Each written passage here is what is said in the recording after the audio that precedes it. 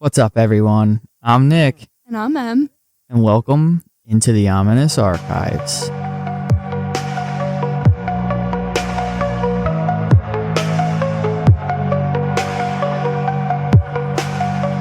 Episode 9. Indeed. It's almost 10, not quite 8, Thank you. Right? Thank you for that. I just figured I'd try and tell you where it's at. Had to know. So last week, covering Danny, he was in the mountains skiing and everything. I figured this week, I'm going to cover a lake. Ooh. Now, this lake is 30 miles from Atlanta in Forsyth County. It's a man-made lake that is made from two rivers, and those rivers are the Chattahoochee and the Chestatee River. I'm pretty sure I got that right. I actually looked it up on how to say it. Hopefully it's right. Sounded good to me. Right? I think it sounded good. Now, this lake has 540 mile-ish of shoreline, which makes it like a great summer hangout spot. And it's also around 200 feet deep at its deepest point. So I'm sure with some of that information, some of you may have guessed what lake we were talking about. But for those of you who haven't guessed or don't know, I'm going to be covering Lake Lanier. Now, this lake is said to be super haunted, but before we get into where the strange and weird things are going on and happening, we kind of have to go back to where it all started, which is the land being populated by the Cherokee Indians, and when white settlers moved in after they found gold in about 1829. Mm. And in 1832, the Georgia leaders created 10 counties on the former Cherokee land, and this one of the counties was Forsyth County. So you can kind of see what they did there. Yeah. They moved on in, we Uh-huh. found gold. You guys, Cherokees, you gotta get out. Get out of here. Yep. Great. We're so good at doing that. The Cherokees were forcibly removed from their land in 1838. And when they were relocated again, air quotes relocated, it's, one way of saying it, they had to walk to Oklahoma. So, back then, no cars, no Right. nothing. So you're walking, Oof. horses, wagons. And it was about 800-mile route through 5 different states. 800 800 on miles foot. on foot. On foot and horse. Yep. Like, Like, oh my gosh. insane. They arrived in Oklahoma from like January through March. So it's kind of like multiple kind of like groups kept arriving in 1839. So as they arrived and everything, they lost about 4,000 Cherokee lives due to disease, exposure, starvation. The trail ended up becoming what's known now as the Trail of Tears. Oh. So that's back in the 1800s. Right. This is what, this land started as. Mm-hmm. We've already got, That. yeah, like just that. Right. Now, after they made the counties, they forcibly removed the Cherokees. They created towns. One of the towns was Oscarville, which was in Forsyth County. So we're going to kind of take place in Forsyth County for this. There's a few myths about Forsyth County. One of them being that it was an all African-American town where they were kicked out to make room for the lake. Mm. This is a myth. Oscarville was a predominantly white town. They were cohabitating well with the black community that lived there. What is true, though, is that there was a mass exodus of the black community from Forsyth. Mm. This was also a few years after the slaves and everybody were freed. Yeah. So they were getting along. The tensions did begin to rise when the first incident took place. And we'll air quote first incident. Yeah. It was in 1912. Ellen Grice, who was a young white woman living in Forsyth. She called the police and claimed that an African-American male sexually assaulted her. There was not really much of an investigation. They just took her word for it and kind of were like, tensions are on the rise. Yeah. I didn't find anything like as far as somebody who was accused of doing it or anything like that. It just kind of was like she accused of African American male blanket statement. And then a few days later, some articles say days, some say weeks. A group of locals discovered 18-year-old resident May Crow beaten and barely conscious in the woods. May she would pass away from her injuries. Yeah. And this caused the citizens to want like swift justice by any means. They want justice for this. This is a terrible thing. The investigation starts. Now there were stories that May regained consciousness at the hospital. That did not happen. She did not wake back up at the hospital. They used this as a way to try to entrap people. Yeah. So of course, great investigation happens. They dig in and they get into this. Not really. They decided that the closest African American male who was there did it. Oh, of course. So they arrest Ernest Knox, who is 16. Yep. They just arrest him and they end up, in order to get a confession and get more accusations, they mock lynch him. Oh. Yep. 16-year-old, we're just going to... closest in vicinity to... From what I read, yep, it was the closest. Wild. Yep.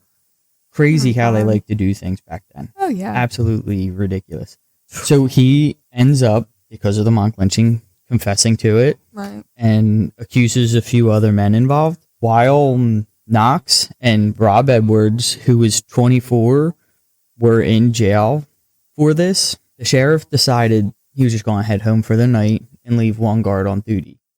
Now, rumor has it the sheriff kind of did this on purpose because he was running for re-election for the sheriff against that guard.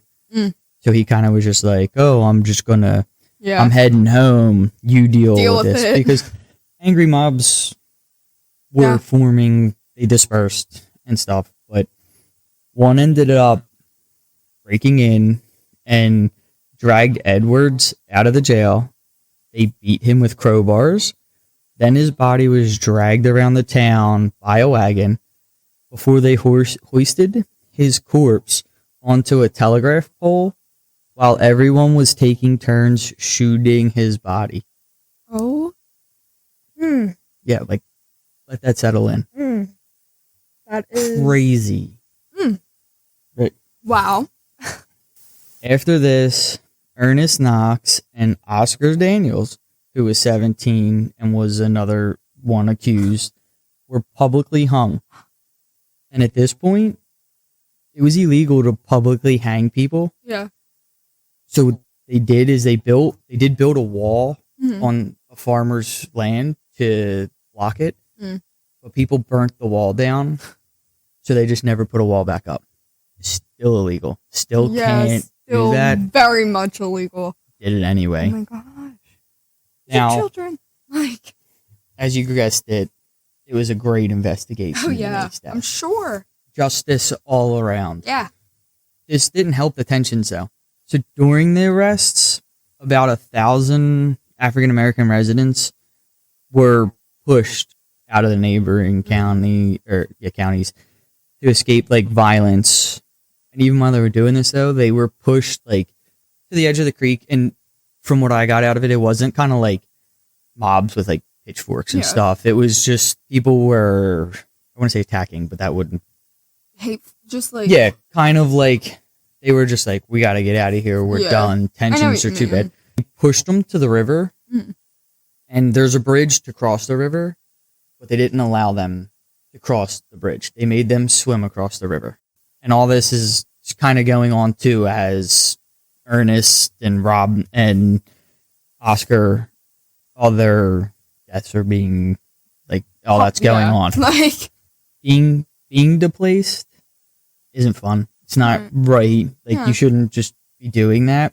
In a weird, twisted kind of way, it ends up like a decent thing for them Yeah. because Atlanta desperately needed water, and because it was growing so fast. They said this stat on one of the like documentaries I watched. It was something like it was either like a 10,000 every couple months they were gaining in people Just or something crazy. like that. Like it was growing rapidly. Yeah. Put it that way. And because of this, they needed water. They Yeah. needed to find other means of like electricity Quickly. and things like that. And they decided that it was easier to displace people from small farming towns and rural areas. So in 1947, the government bought 56 acres of land through eminent domain. I don't know if you kind of know what eminent domain is. Enlighten me. So it's the power of the government to take private property for public use with conditions that the government provides just compensation to the property owner. So they just take the land. It's our land now. It's We're going to give you essentially not here's a some deal. money. Yep. They just Yeah. come and take it. Oh, So I love it. for what was going on in Oscarville and stuff Mhm. and how they pushed all those people out, the remaining people, sucks to suck. Yeah. So now we can move on to Lake Lanier with the terrible past. It's kind of not hard to see how the lake could be haunted. Mm-hmm. Lots of bad energy there. Yeah, tons of it. So the lake was created to produce hydroelectric power for Atlanta and to protect like downstream from flooding. And they also wanted to use it for drinking water for Atlanta. So they made the lake by building Buford Dam.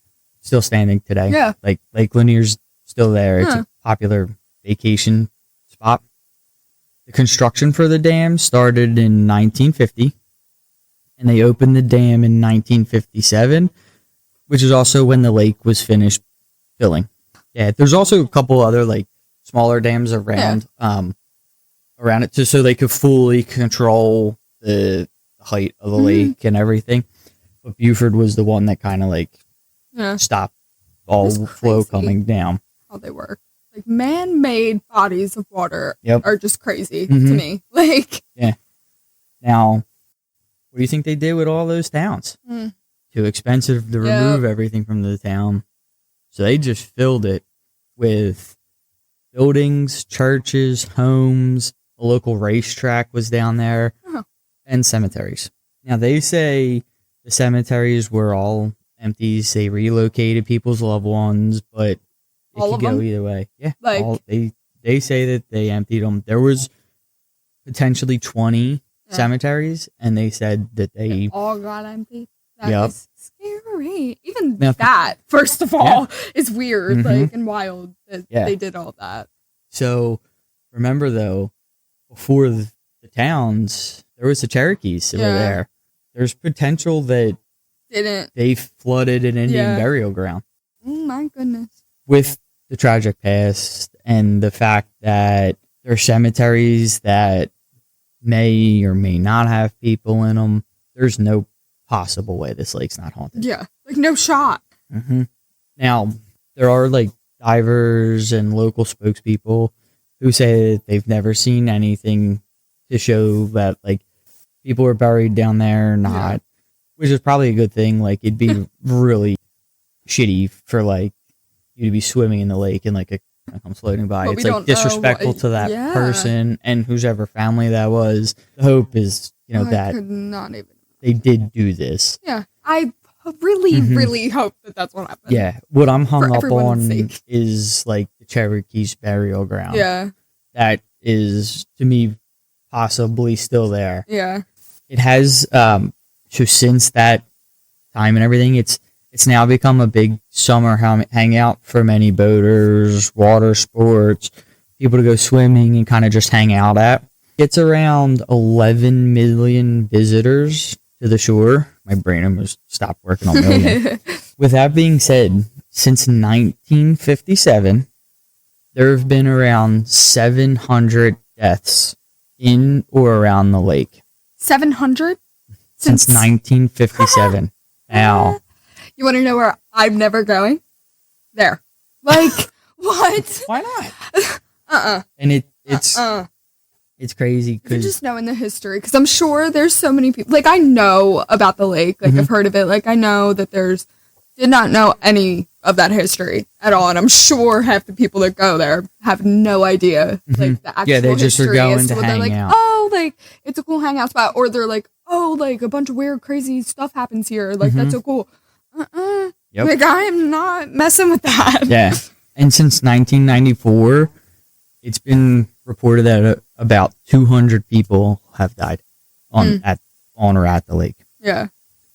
Its death rate's been considered spooky, as there's another lake not too far from it that gets about the same amount of visitors each year, and their like death toll doesn't come close to Lake Lanier. Doesn't even touch. So if that doesn't tell you like something's weird, it's suspicious. Like, it's a popular hangout.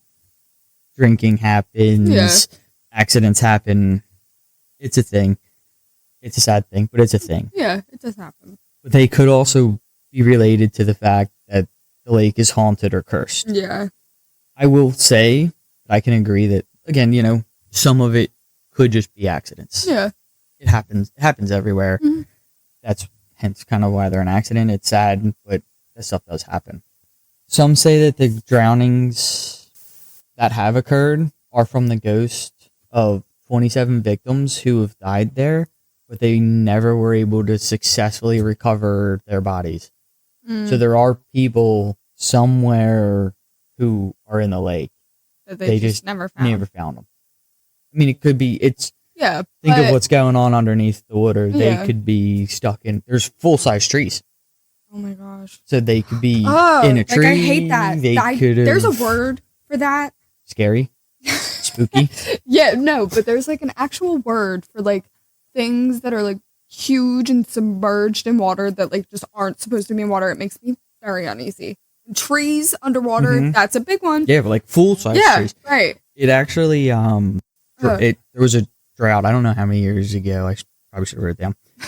The water receded so far back that you were starting to be able to see like the tops of the trees, and that's so crazy though. So when they flooded it, they did try to make sure that like the lowest point, or in other words, like the highest point of the tree was at least 35 feet below the surface.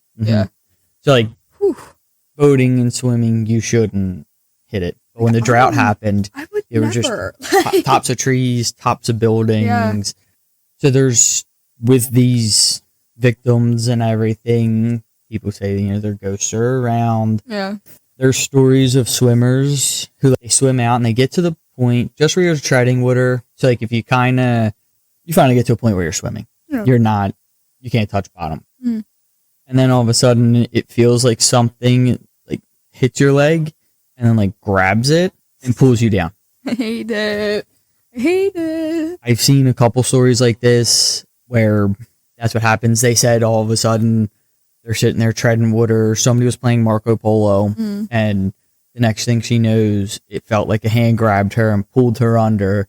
She started to freak out and was able to, like, I guess, get away. Yeah. And then came up, and her brother, like, came out to save her and stuff like that. So there's, and, you know, it's good swimmers too. So it's not like it's, oh, you know, they weren't a very strong swimmer. Like, there are also reports of people being like, no, like, I'm a good swimmer. Yeah. This happened. It doesn't. It's not normal. Either, like, it's not just kids. Yeah. Yep. There are also stories of people jumping into the lake, like off a dock or something. Yeah. And they just never come back up. Oh. Just gone.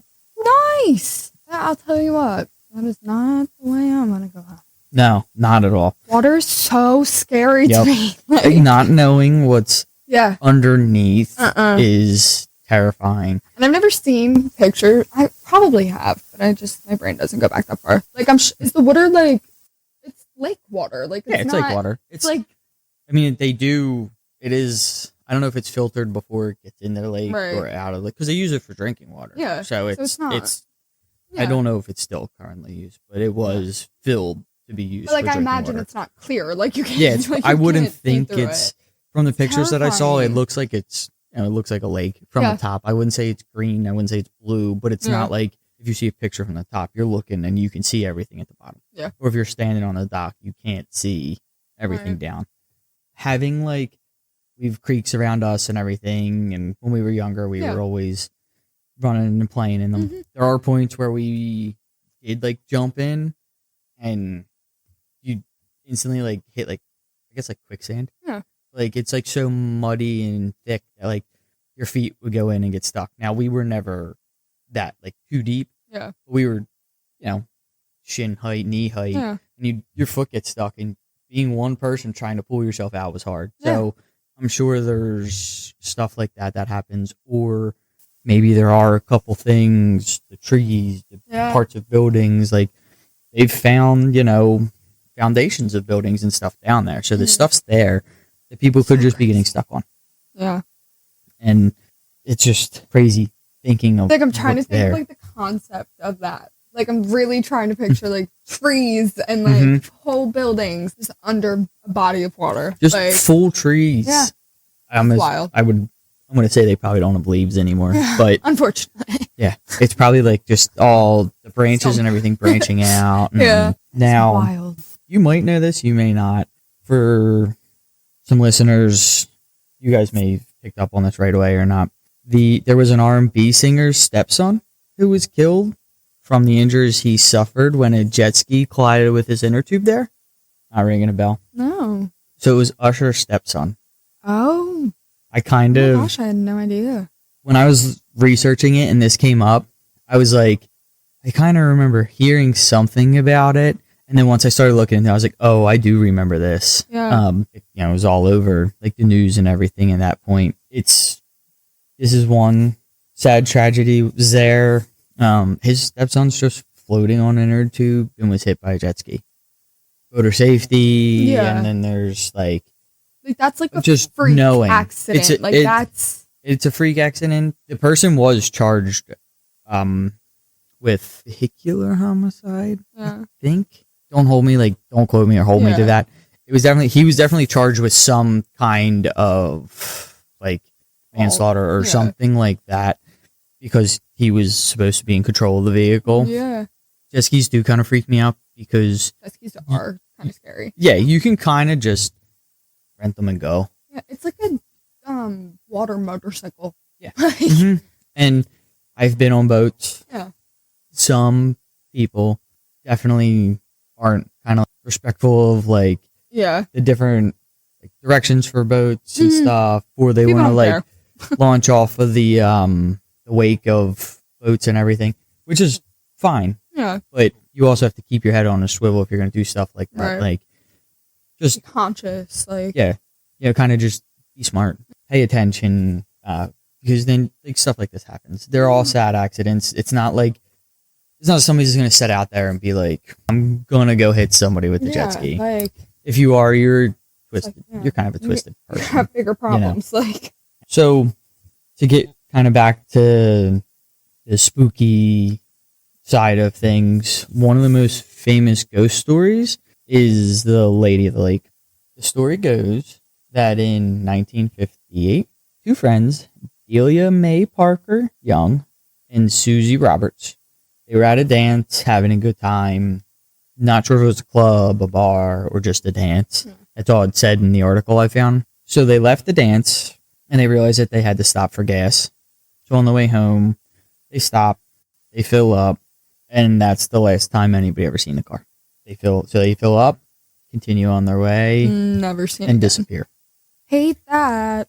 As they came up to the bridge on Highway 53, it's now known that the car skidded off of the road and disappeared in the lake. No. Yep. Into the lake? Into the lake. I don't know if it was considered Highway 53 back then, but now it's Highway 53. That's the road that you'll see the Lady of the Lake on. It was about a year later when there was a fisherman who was fishing. You know what he's doing. His fishing things. Yeah, he's fishing, maybe catching. Yeah. Hopefully for him. Decomposing body floating near the bridge caught his eye. No.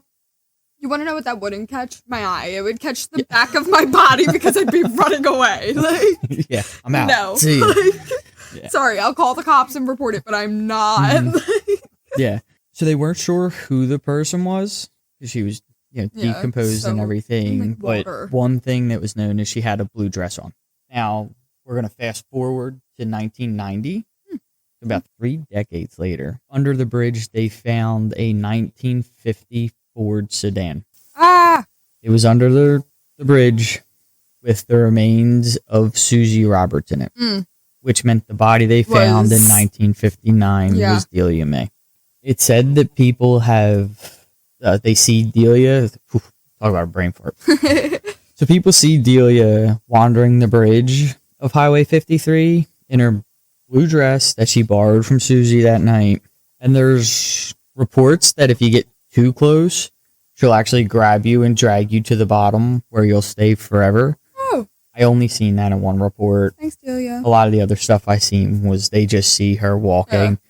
Yeah. They also may have not gotten close enough. Yeah. So smart. But that's the story of the Lady of the Lake. That is crazy. And so it brings me to like with the history of this lake, the tragedies that happened. So many of them. Yeah. Like, that's not a coincidence. There's only so many things that can happen in one location until you're like, okay. Before you have to kind of mark it up and be like, this is we can't explain this. Like, we can't explain it. It's beyond our knowledge because people are getting injured, dying, like they're disappearing at this lake at rates higher than other lakes that are the same. And like kind of right the same in the vicinity. Yeah. Like, so what makes this that way? Nobody really knows. I know though that I would be totally weary of swimming in that lake, knowing what has happened there and everything that has gone there. You're not catching me like 2 feet within that lake, like at all. No, I may like go and look and be like, wow, I don't know. That's Lake Lanier. That's but such you're not gonna catch me in it. I'm not messing with that. No, you can't. It's those numbers are crazy. Like, I mean, it gets 11 million visitors a year, but I think that death toll is still like pretty high for 11 million visitors a year. I agree. It's kind of wild to me, and just the craziness and everything that happens. The people feeling somebody grabbed them. The facts that you can like dive and see the top of trees, and it's just that gives me a very uneasy feeling. Yeah, the lake I'm sure is beautiful and everything, but it's got to have just this eerie, creepy vibe, knowing everything that has happened in that area and with that lake. So I think we're gonna we'll call it there because I feel we could probably go on and on with stories and feelings and thoughts of this lake. So we'll we'll halt it here, and guys, reach out to us on our Instagram at Ominous Archives, X, Ominous Archives, TikTok, Ominous.archives, and as always, email us at ominousarchives@gmail.com. All right, guys, that is it for us down here in the archives. We will catch you next week. See ya. See ya.